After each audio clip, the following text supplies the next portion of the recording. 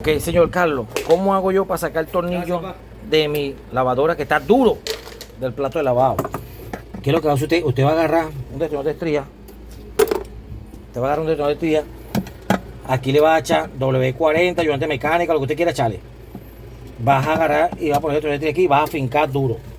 ¿Ve? Vas a fincar duro.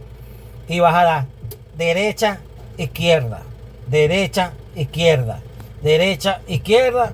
Y sigue dándole más, derecha, izquierda, hasta que ya aflojó. Y así usted puede sacar su tornillo central.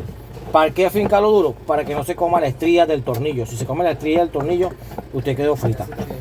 ¿Qué hace? Sí, mi amor. Súmame la mitad del vaso. Entonces resulta ser que si se come la estría del tornillo, ya no va a poder sacarlo por aquí. Va a tener que desarmar la transmisión para poder sacar eso. ¿Ves? Y aquí está. ¿Ves? Y ahí viene. Entonces vamos a... Aquí le vamos a meter un dedo de pala en esta oportunidad.